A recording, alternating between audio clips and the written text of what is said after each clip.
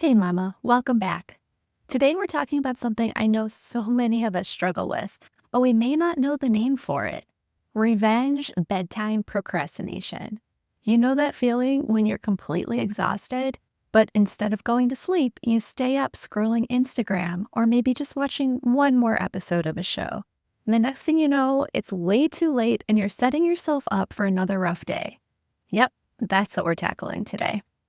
This episode is for you if you're tired of waking up exhausted, frustrated with yourself for staying up too late, and you're ready to take back control of your time without feeling like you're losing the only personal time you have. So let's dive in. I look at moms as the glue that holds the family together. Have you noticed that when you're feeling calm and balanced, the whole household seems to run smoother? But the moment you start feeling overstressed, snapping at everyone, or just not being yourself, things start to fall apart. The kids become unregulated, maybe your partner gets frustrated, and no one is happy. And because we know this happens, we do everything we can to hold it together. Even when we're stressed, we push through because we don't want everything to unravel. But the effort of constantly keeping things together when we're super stressed out can lead to habits that just don't serve us. One of the biggest culprits? Staying up way too late to reclaim some personal time. Do you ever collapse into bed at the end of the night, completely drained, and you grab your phone for just one more minute, and then suddenly it's been an hour?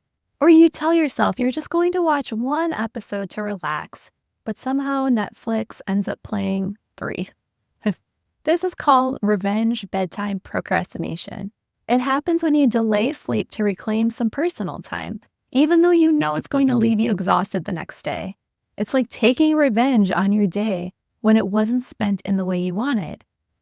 But really, it just ends up hurting you. I used to do this all of the time when my kids were little. I'd be exhausted by bedtime, but as soon as the house was finally quiet, I got this sudden burst of energy. And instead of sleeping, I'd scroll or binge watch a show. And because I finally had time to myself. But the next morning, I'd regret it because I'm waking up with the kids with no time to myself and I end up running on fumes. And I'll be honest, I caught myself doing this again recently. When the flu went around my house, I spent so much extra time taking care of the kids that I was getting completely drained. And so at night, instead of going to bed, I stayed up watching Outlander, which is something that I like to do.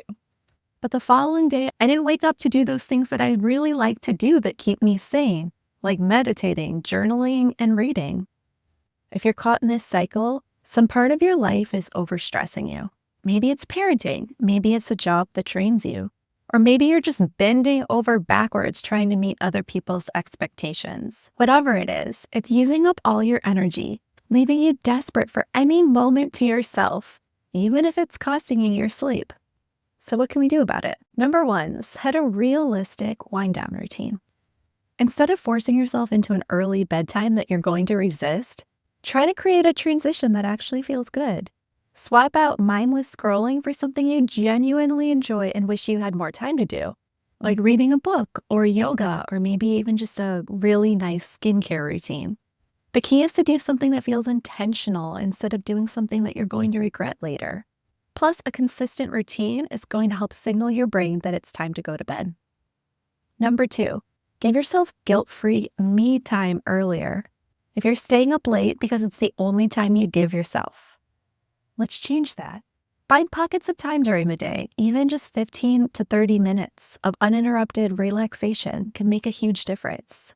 And I know what you're thinking, where am I going to find this time? This is where we have to accept help. Can the kids go to their grandma's for a little bit? Can you hire a babysitter or a house cleaner to help relieve some of your stress? It's about setting up your life to give you what you need.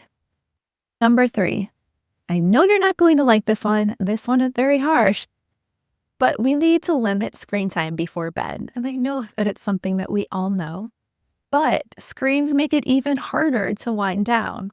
Blue light messes with your melatonin levels and it keeps you awake. Try avoiding screens for 30 to 60 minutes before bed and replacing it with something more calming, like those things we discussed earlier. Number 4, reframe sleep as self-care and not a chore. Instead of thinking of sleep as something that we all have to do, start paying attention to how it affects your day. I've noticed that when I consistently get 7 to 8 hours of sleep, I'm a completely different person. Things that used to bother me just don't anymore. But on nights when I don't get enough rest, like recently when my kids were sick, everything feels so much harder. Getting enough sleep isn't just about being a responsible adult. It's about making our lives easier. When you're well rested, you show up differently. You're more patient, more present, and more capable of handling whatever the day throws at you. And so we want that sleep so we can move forward with our week in the way that we want to. So if you've been stuck in the cycle of revenge, bedtime procrastination, let this be your wake-up call. You deserve time to yourself, but you don't have to steal it from your sleep. We talked about how by setting up a wind-down routine, finding me time earlier, cutting back on screens, and seeing sleep as self-care, you can finally break free from this exhausting cycle. However, the most important part is creating space in your days that allow you to enjoy yourself. We need to do that being part of living. We can't be doing all of the time. And that will create a life that doesn't need bedtime procrastination. And here's the best part. When you take care of yourself, everything else gets easier. Your mornings feel better, your patience grows, and your energy aligns with what you truly want to be doing. If you're ready to make a shift but need some support, I would love to help. Let's work together to create a plan that works for you. One that lets you prioritize yourself without sacrificing anything else. Schedule a discovery call with me to chat, and let's see if it makes sense for us to work together for a few months. Until next time, remember, small steps lead to big changes. You got this.